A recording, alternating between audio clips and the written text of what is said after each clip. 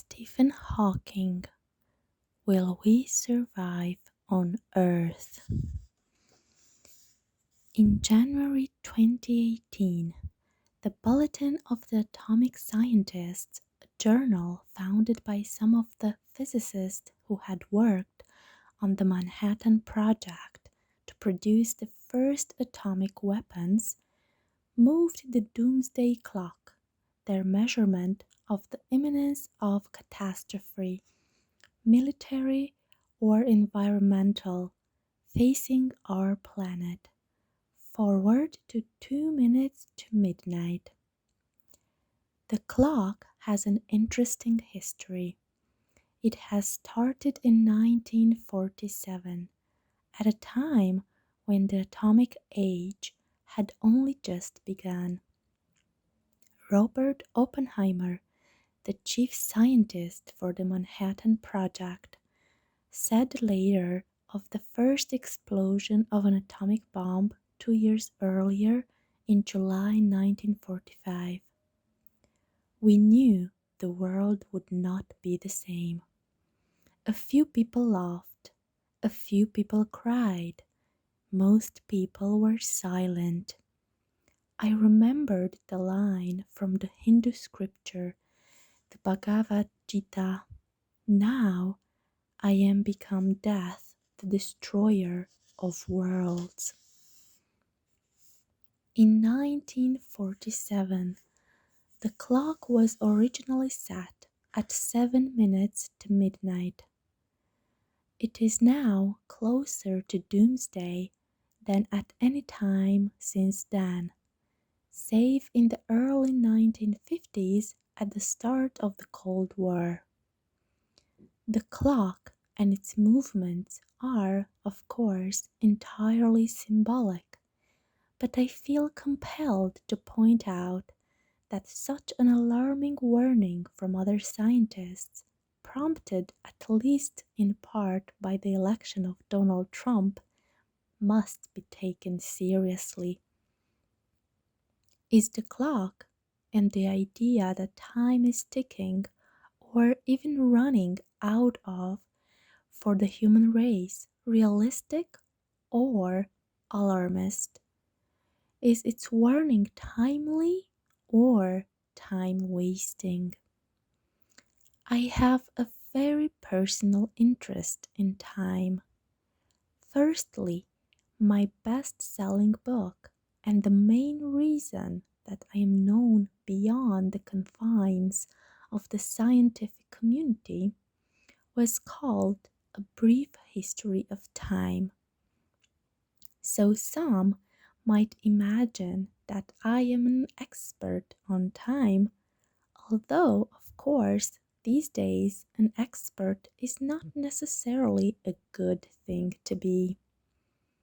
Secondly, as someone who, at the age of 21, was told by their doctors that they had only 5 years to live, and who turned 76 in 2018, I am an expert on time in another sense, a much more personal one.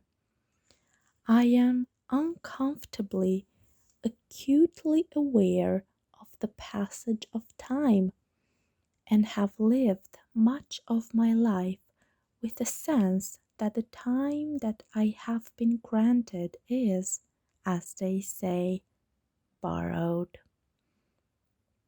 It is without doubt the case that our world is more politically unstable than at any time in my memory. Large numbers of people feel left behind both economically and socially.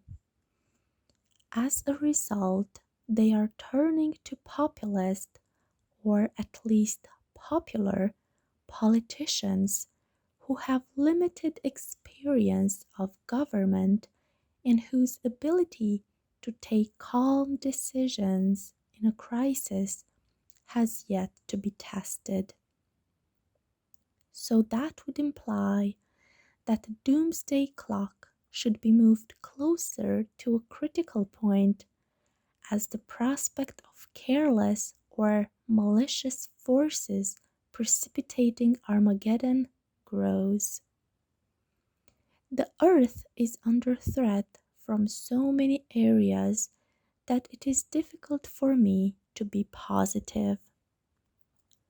The threats are too big and too numerous. First, the Earth is becoming too small for us. Our physical resources are being drained at an alarming rate. We have presented our planet with the disastrous gift of climate change. Rising temperatures, reduction of the polar ice caps, deforestation, overpopulation, disease, war, famine, lack of water, and decimation of animal species. These are all solvable, but so far have not been solved. Global warming is caused by all of us. We want cars, travel, and a better standard of living. The trouble is, by the time people realize what is happening, it may be too late. As we stand on the brink of a second nuclear age and a period of unprecedented climate change, scientists have a special responsibility, once again, to inform the public and to advise leaders about the perils that humanity faces. As scientists, we understand the dangers of nuclear weapons and their devastating effects, and we are learning how human activities and technologies are affecting climate systems in ways that may forever change life on Earth. As citizens of the world, we have a duty to share that knowledge and to alert the public to the unnecessary risks that we live with every day. We foresee great peril if governments and societies do not take action now to render nuclear weapons obsolete and to prevent further climate change. At the same time, many of those same politicians are denying the reality of man made climate change, or at least the ability of man to reverse it, just at the moment that our world is facing a series of critical environmental crises. The danger is that global warming may become self sustaining if it has not become so already. The melting of the Arctic and the Antarctic ice caps reduces the fraction of solar energy reflected back into space, and so increases the temperature further. Climate change may kill off the Amazon and other rainforests, and so eliminate one of the main ways in which carbon dioxide is removed from the atmosphere. The rise in sea temperature may trigger the release of large quantities of carbon dioxide. Both these phenomena would increase the greenhouse effect and so exacerbate global warming. Both effects could make our climate like that of Venus, boiling hot and raining sulfuric acid, but with a temperature of 250 degrees Celsius. Human life would be unsustainable. We need to go beyond the Kyoto Protocol, the international agreement adopted in 1997, and cut carbon emissions now. We have the technology, we just need the political will. We can be an ignorant, unthinking lot. When we have reached similar crises in our history, there has usually been somewhere else to colonize. Columbus did it in 1492 when he discovered the New World. But now there is no New World, no utopia around the corner. We are running out of space, and the only places to go to are other worlds. The universe is a violent place. Stars engulf planets, supernova fire lethal rays across space, black holes bump into each other, and asteroids hurtle around at hundreds of miles a second. Granted, these phenomena do not make space sound very inviting, but these are the very reasons why we should venture into space instead of staying put. An asteroid collision would be something against which we have no defense. The last big such collision with us was about 66 million years ago, and that is thought to have killed the dinosaurs, and it will happen again. This is not science fiction. It is guaranteed by the laws of physics and probability. Nuclear war is still probably the greatest threat to humanity at the present time. It is a danger we have rather forgotten. Russia and the United States are no longer so trigger happy, but suppose there's an accident or terrorists get hold of the weapons these countries still have. And the risk increases the more countries obtain nuclear weapons. Even after the end of the Cold War, there are still enough nuclear weapons stockpiled to kill us all several times over, and new nuclear nations will add to the instability. With time, the nuclear threat may decrease, but other threats will develop, so we must remain on our guard. One way or another, I regard it as almost inevitable that either a nuclear confrontation or environmental catastrophe will cripple the Earth at some point in the next 1,000 years, which, as geological time goes, is the mere blink of an eye. By then, I hope and believe that our ingenious race will have found a way to slip the surly bonds of earth and will therefore survive the disaster. The same, of course, may not be possible for the millions of other species that inhabit the earth, and that will be on our conscience as a race.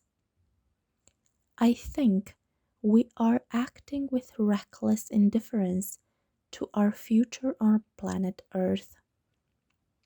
At the moment, we have nowhere else to go, but in the long run, the human race shouldn't have all its eggs in one basket or on one planet.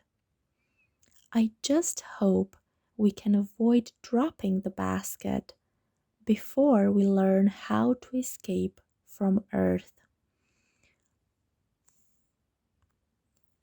But we are, by nature, explorers, motivated by curiosity. This is a uniquely human quality. It is this driven curiosity that sent explorers to prove the earth is not flat, and it is the same instinct that sends us to the stars at the speed of thought urging us to go there in reality. And whenever we make a great new leap, such as the moon landings, we elevate humanity, bring people and nations together, usher in new discoveries and new technologies. To leave Earth demands a concerted global approach. Everyone should join in. We need to rekindle the excitement of the early days of space travel in the 1960s. The technology is almost within our grasp. It is time to explore other solar systems. Spreading out may be the only thing that saves us from ourselves. I am convinced that humans need to leave Earth. If we stay, we risk being annihilated. So, beyond my hope for space exploration, what will the future look like, and how might science help us? The popular picture of science in the future is shown in science fiction series like Star Trek. The producers of Star Trek even persuaded me to take part, not that it was difficult. That appearance was great fun, but I mention it to make a serious point. Nearly all the visions of the future that we have been shown from H.G. Wells onwards have been essentially static. They show a society that is in most cases far in advance of ours in science, in technology, and in political organization. The last might not be difficult. In the period between now and then, there must have been great changes with their accompanying tensions and upsets. But by the time we are shown the future, science, technology, and the organization of society are supposed to have achieved a level of near perfection. I question this picture and ask if we will ever reach a final steady state of science and technology. At no time in the 10,000 years or so since the last ice age has the human race been in a state of constant knowledge and fixed technology. There have been a few setbacks, like what we used to call the Dark Ages after the fall of the Roman Empire. But the world's population, which is a measure of our technological ability to preserve life and feed ourselves, has risen steadily, with a few hiccups like the Black Death. In the last 200 years, the growth has at times been exponential, and the world population has jumped from 1 billion to about 7.6 billion. Other measures of technological development in recent times are electricity consumption or the number of scientific articles. They too show near exponential growth. Indeed, we now have such heightened expectations that some people feel cheated by politicians and scientists because we have not already achieved the utopian visions of the future. For example, the film 2001 A Space Odyssey showed us with a base on the moon and launching a manned, or should I say personed, flight to Jupiter. There is no sign that scientific and technological development will dramatically slow down and stop in the near future. Certainly not by the time of Star Trek, which is only about 350 years away. But the present rate of growth cannot continue for the next millennium. By the year 2600, the world's population would be standing shoulder to shoulder, and the electricity consumption would make the earth glow red hot. If you stacked the new books being published next to each other at the present rate of production, you would have to move at 90 miles an hour just to keep up with the end of the line. Of course, by 2600, new artistic and scientific work will come in electronic forms rather than as physical books and papers. Nevertheless, if the exponential growth continued, there would be 10 papers a second in my kind of theoretical physics and no time to read them. Clearly, the present exponential growth cannot continue indefinitely. So, what will happen? One possibility is that we will wipe ourselves out through some disaster, such as a nuclear war. Even if we don't destroy ourselves completely, there is the possibility that we might descend into a state of brutalism and barbarity, like the opening scene of Terminator. How will we develop in science and technology over the next millennium?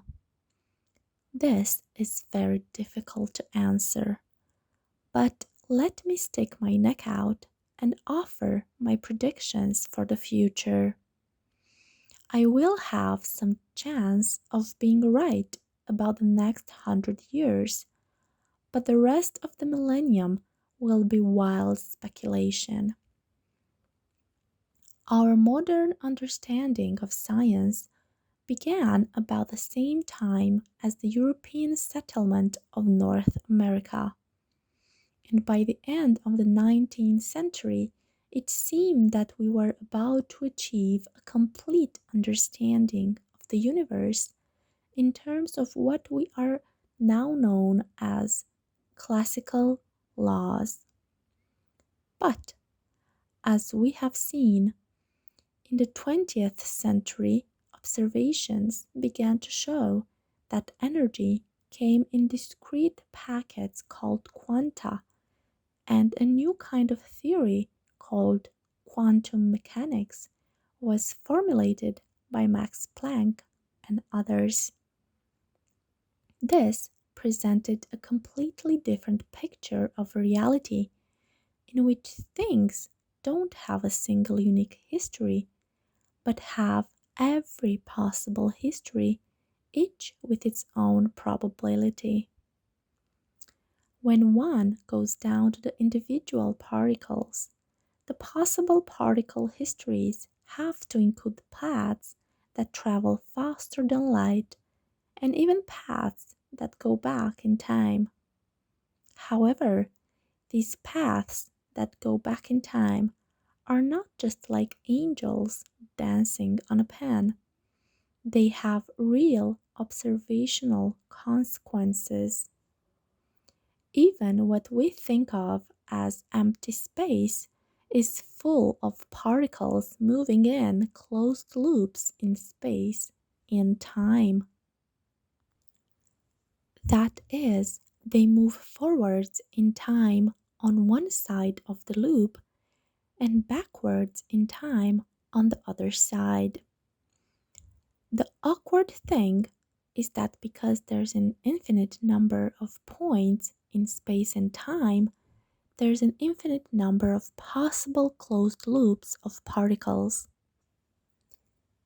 And an infinite number of closed loops of particles would have an infinite amount of energy and would curl space and time up to a single point.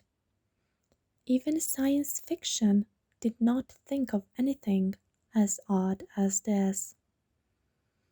Dealing with this infinite energy requires some really creative accounting, and much of the work in theoretical physics in the last 20 years has been looking for a theory in which the infinite number of closed loops in space and time cancel each other completely.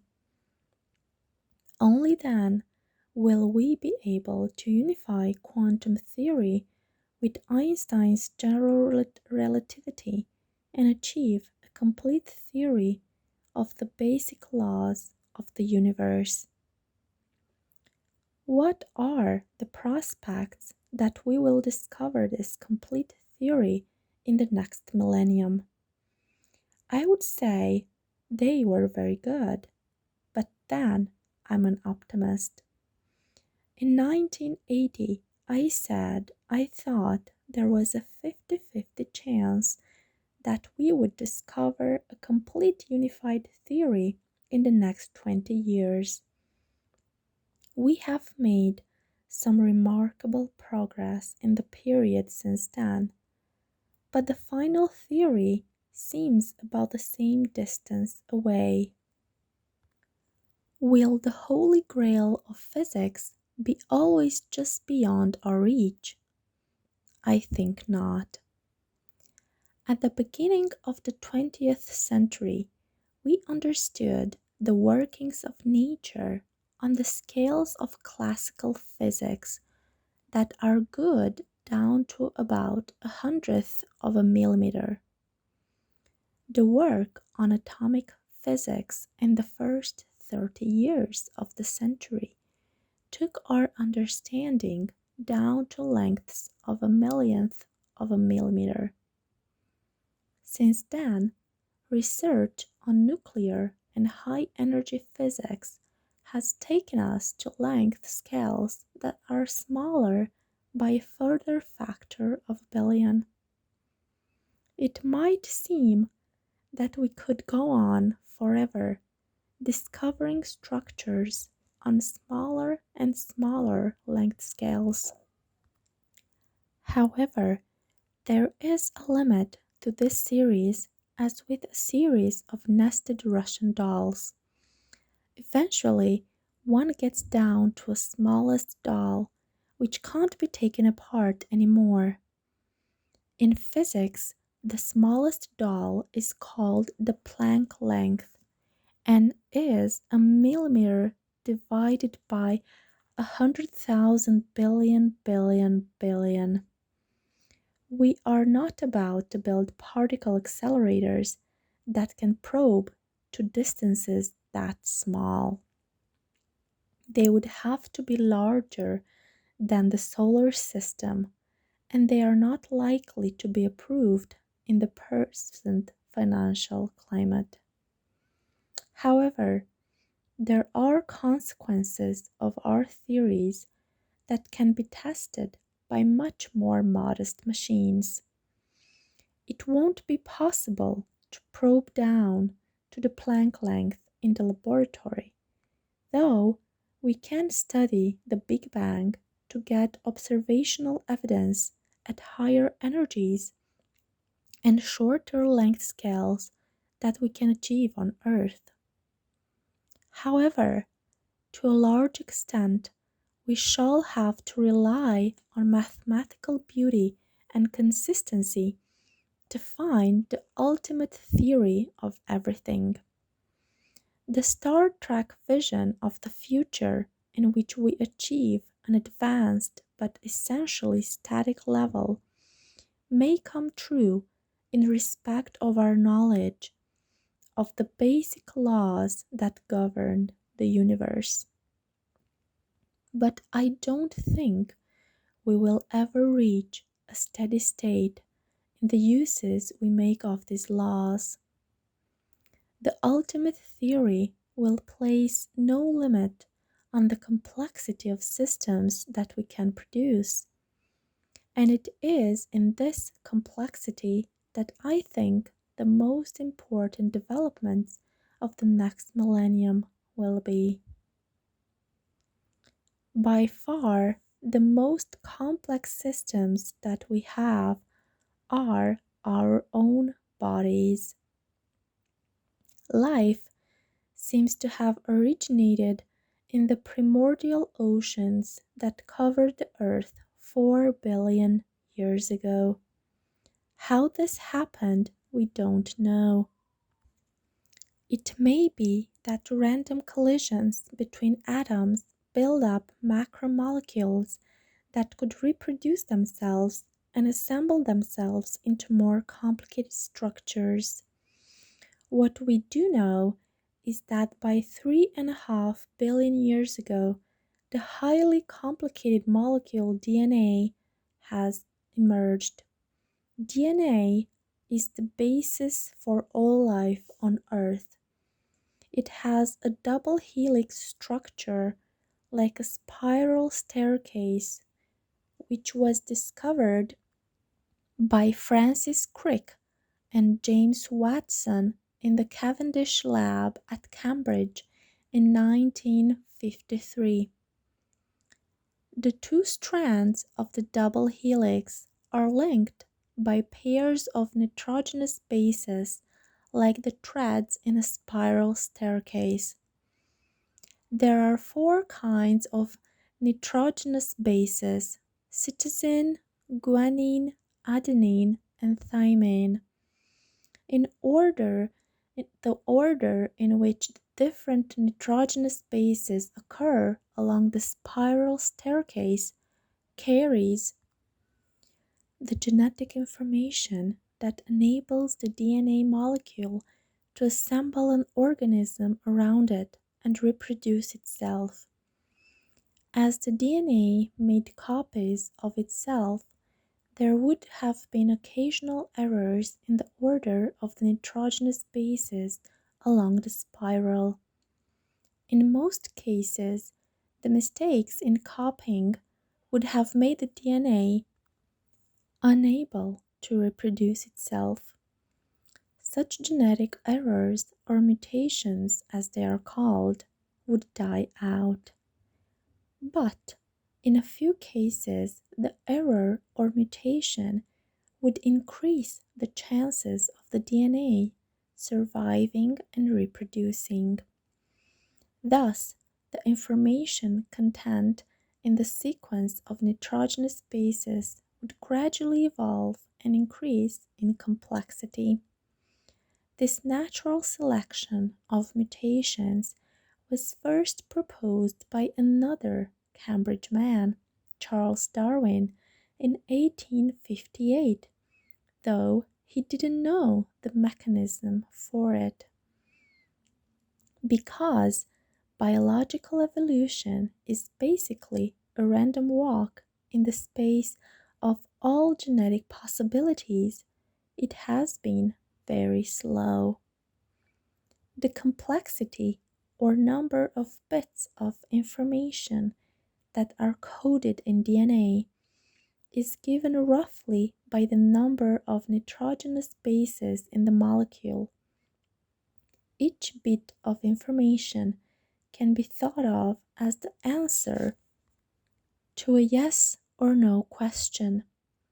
For the first 2 billion years or so, the rate of increase in complexity must have been of the order of one bit of information every 100 years.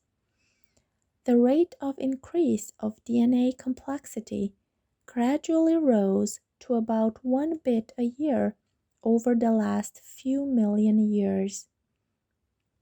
But now we are at the beginning of a new era in which we will be able to increase the complexity of our own DNA without having to wait for the slow process of biological evolution. There has been relatively little change in human DNA in the last 10,000 years, but it is likely that we will be able to redesign it completely in the next thousand.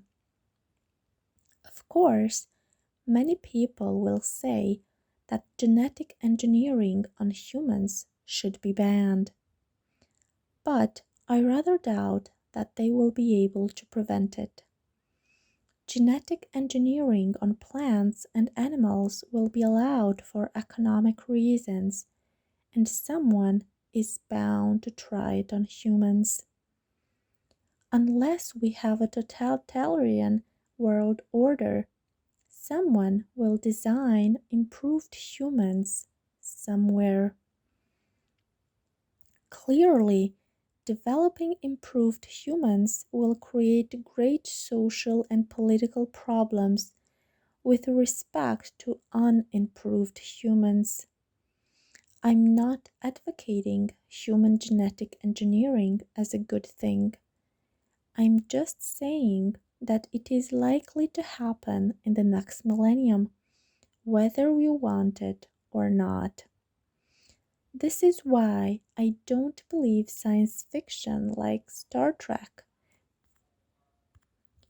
where people are essentially the same 350 years in the future.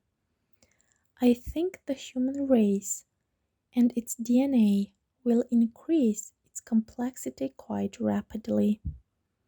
In a way, the human race needs to improve its mental and physical qualities if it is to deal with the increasingly complex world around it and meet new challenges like space travel. And it also needs to increase its complexity if biological systems are to keep ahead of electronic ones. At the moment, computers have an advantage of speed, but they show no sign of intelligence. This is not surprising because our present computers are less complex than the brain of an earthworm, a species not noted for its intellectual powers. But computers roughly obey a version of Moore's law, which says that their speed and complexity double every 18 months. It is one of these exponential growths that clearly cannot continue indefinitely, and indeed it has already begun to slow. However, the rapid pace of improvement will probably continue until computers have a similar complexity to the human brain. Some people say that computers can never show true intelligence, whatever that may be. But it seems to me that if very complicated chemical molecules can operate in humans to make them intelligent, then equally complicated electronic circuits can also make computers act in an intelligent way. And if they are intelligent, they can presumably design computers that have even greater complexity and intelligence. This is why I don't believe the science fiction picture of an advanced but constant future. Instead, I expect complexity to increase at a rapid rate in both the biological and the electronic spheres. Not much of this will happen in the next 100 years, which is all we can reliably predict. But by the end of the next millennium, if we get there, the change will be fundamental. Lincoln Stephens once said, "I have seen the future and it works." He was actually talking about the Soviet Union, which we now know didn't work very well. Nevertheless, I think the present world order has a future, but it will be very different.